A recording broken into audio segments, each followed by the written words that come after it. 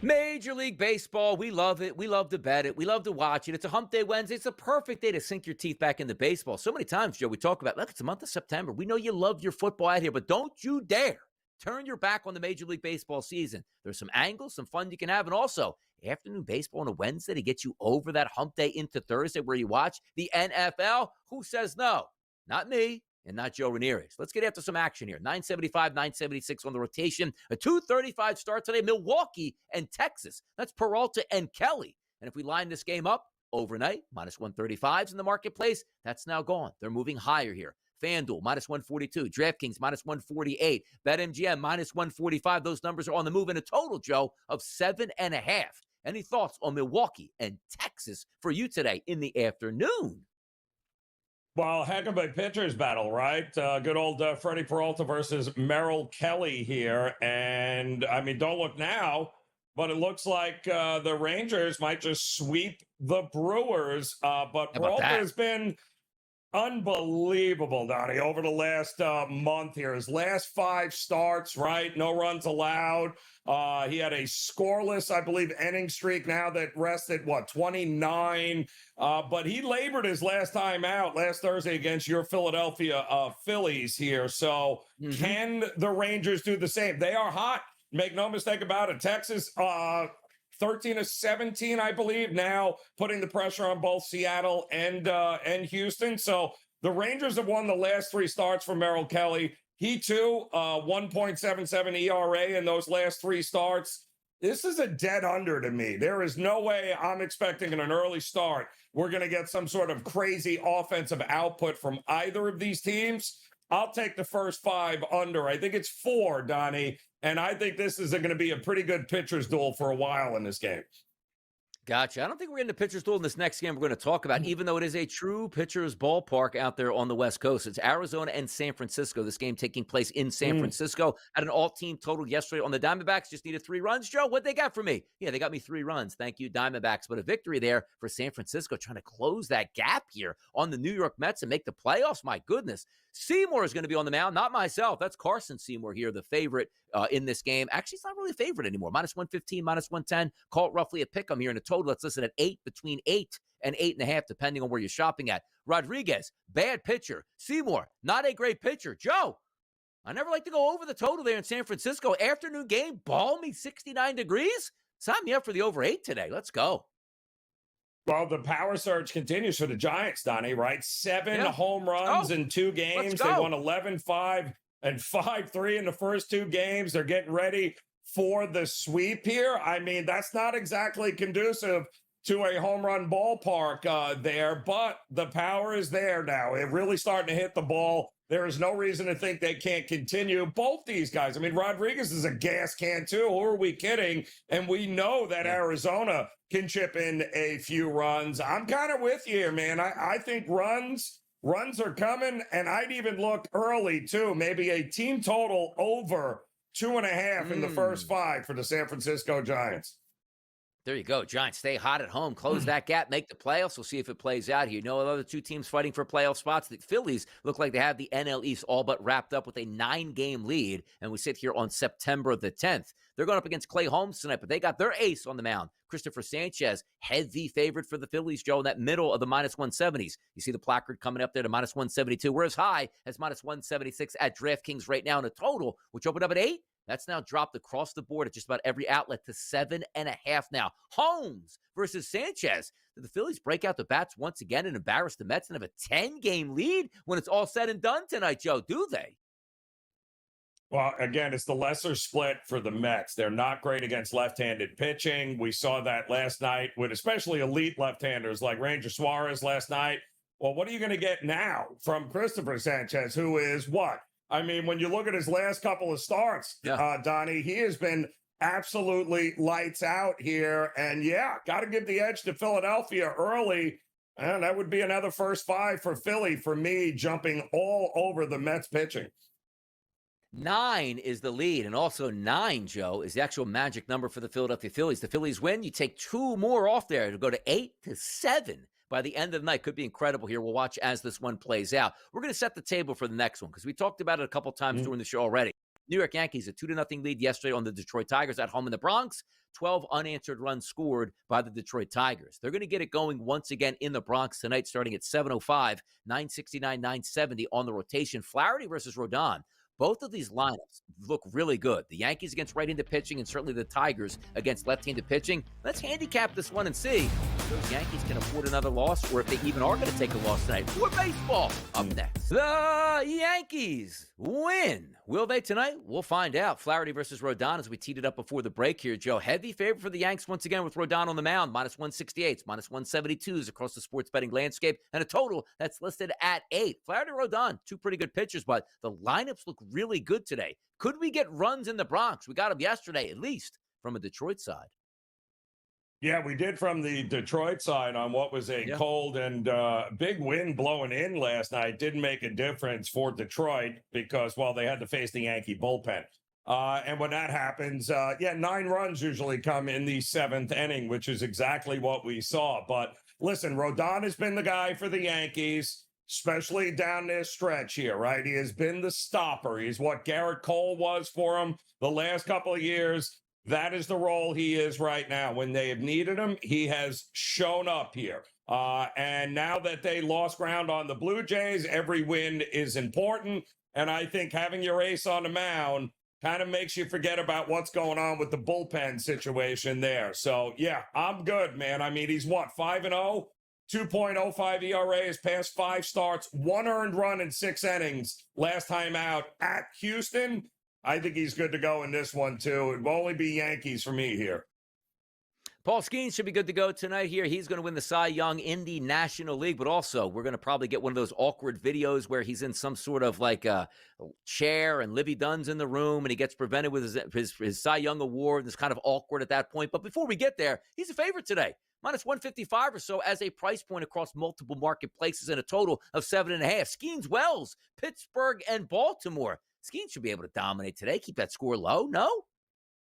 Well, I mean, it's a red-hot Orioles team. They've won 6 of their past 7 games. The Pirates have now lost 4 straight, and not to mention that, sometimes I'd rather be lucky than good, right? The Orioles' last 3 wins have all been in walk-off fashion with walk-off hits. So they are getting it done one way or the other. And Tyler Wells going for Baltimore, it's his 2nd appearance of the season coming off the IL. He was really good in San Diego. He held the Padres to 1 run, 5 hits, didn't walk anybody. He went 5 innings there.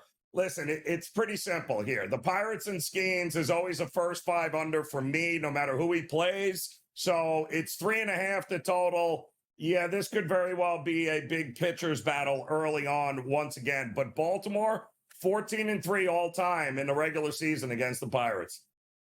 Don't you worry, Pirates fans out there. Bob Nutting's got your back in the offseason. Going to sign a ton of free agents, and you're going to win a lot next year and enjoy your ballpark. Not at that point. That ain't happening here. How about Houston and Toronto? 2 teams in first place looking to stay there, Joe. It's Alexander versus Barrios on the mound. 7:07 start north of the border. The total listed at 8.5 to 9, depending on where you're shopping. But a favorite here for Toronto. Opened up at -130 as a price point. Starting to move a little bit further north. 132s, 137s are out there in the marketplace. Do we get a walk-off winner? Can Houston stave off the Mariners? Can you get the Toronto Blue Jays to keep that 3-game lead over the Boston Red Sox and the New York Yankees today? What gives? Yeah, well, what gives is last night was kind of hard for Houston because they had just gotten Garcia back from Tommy John surgery. And his rehab, he had a couple of delays, but he had already pitched once, and then he gets out there, I think, in the 2nd inning. And he's pointing to his elbow, and he had to get out. They had to go to the bullpen. Just a rough situation there for the Astros, they got some injuries going on here, and it looks like Garcia is going to have to go back to the IL, which is unfortunate. Having said that, they did lead that game until the bullpen blew it there. So I think Houston is in bounce back mode. At plus money, I think they're a pretty good bet here to go up against Barrios and get the better of them. Two teams that absolutely need wins today, the Cincinnati Reds and the San Diego Padres. They happen to play each other today. Abbott, the lefty, on the mound, going up against the right-hander, Nick Pivetta, 959, 960 on the rotation, Joe, and 840 start out on the West Coast. If you look at the side perspective, boy, it opened up heavy. Minus 198 as a favorite towards San Diego. We backtrack mightily here. 168s, 169s, 165s in the marketplace, and a total that's listed at 7.5. It was a walk-off victory. What was the final score of that game? Was it a walk-off? Did I get that wrong yesterday on that one? But it is today, Cincinnati and San Diego. What gives this game for you, Joe? Well, I mean, the Reds need Abbott to get back to what he was going into the All-Star break, right? 8-1, 2.07 ERA. Yeah, but not good after the break. 21 earned runs and 9 starts since that All-Star break. 0-5. Not good here at all. So they're going to need Abbott to turn things around here and get it done. It looks like mechanically he had been dealing with some issues. We'll see if he gets it straight here. But again, at this ballpark with these two pitchers, feels like a under to me. 7.5, that's the only way I would look. Less runs in this game. Yeah, 4-2 yesterday was not a walk-off there. Win for the Cincinnati Reds as they move on and try to get closer there to the Giants or stay with the Giants and maybe surpass the New York Mets. A lot of interesting stuff. And again, don't forget about baseball, as we said, just in the handicapping way, yes, but also the standings, man. So many of these games mean so much more now with the advent of the extra wild card position. Fun to watch it down the stretch. Wild card position possibly here for the Seattle Mariners. They're going to take on the St. Louis Cardinals. No chance of a wild card position. McGreevy's on the mound going up against Gilbert. Monster favorite. Minus 235 overnight here. We're still sitting at minus 225, minus 233s, minus 230s in the marketplace, and a total that's listed at 7.5. I think this could be another easy win tonight for those Mariners here over the Cardinals, Joe. Yeah, I agree. And I would almost look to fade the Cardinals offense, especially at this ballpark against Logan Gilbert here. I don't think a lot of runs are coming from the Cardinals. I think this is an under, and I think it's a team total under for the Cardinals here. Ooh, how about that? Yeah, Cards. Not always tough to get extra hits up there. Yesterday, if you had a team total in Seattle that did cash in here, I thought Seattle was the better team yesterday, and rightfully so. As a favorite, they won. You know, as another big, heavy favorite, we've been getting used to this for the Dodgers. We expected this for much of the year. Didn't see it all that much. Why? Because the Dodgers not having as grandiose a season as some might have thought. But they've been a $3 favorite or higher every game against the Rockies so far. That doesn't change tonight. A 10-10 start on the West Coast. Kyle Freeland, the lefties on the mound, going up against Blake Snell, another lefty. This line opened up, Joe, overnight at FanDuel at minus 405. Now, granted, I don't know if anybody's going to bet that up higher, but most people see it like it's a baseball game. Anything can happen. I'm going to take a bite of that. And they did. Now we're seeing minus 350s, minus 360s in the marketplace in a total of 8.5. But the Dodgers just monster favorites over that walking dead team, the Colorado Rockies. Yeah, but the problem is Dodgers also don't hit lefties worth of anything. And Kyle Freeland, for all his issues, is actually not a bad lefty here. So I think everyone's expecting Dodgers blowout. If it happens, it'll have to happen in the latter half of this game here. So I'd be looking to go contrarian and look to back maybe Colorado early in this one, especially maybe a first 5 under, because I don't think either offense is going to have a ton of success. Yeah, take a look at Kyle Freeland. Where can I find it? I have him 20th on my card at a 31 today, Joe. 4.50 ERA past 45 days, a 4.40 Sierra number. And then we take a look at Blake Snell, who's up higher on that chart at 6th overall with a 3.51 ERA and a 2.74 ERA. I'm interested to see how the Dodgers down the stretch handle their pitching staff here, because if they can line up with some of those stud pitchers healthy going to the playoffs, that will help. But the one thing we can agree upon, those bats really need to wake up for the Los Angeles Dodgers. They're way more talented to get the results. Now, granted, they won last night, scored some decent runs, but overall, it used to be, man, you don't get a breather in that Dodgers lineup. If they get back to that before Major League Baseball starts the playoffs, Joe, that's really going to help them out.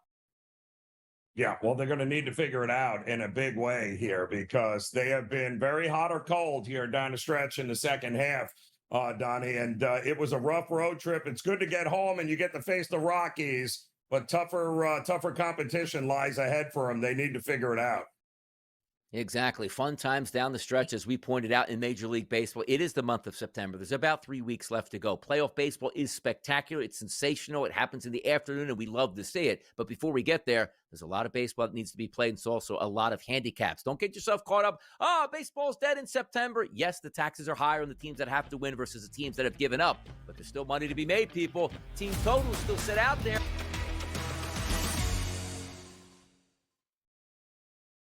Joe got a dub last night. He's ready to double down. What do you got today, Joe, for the people?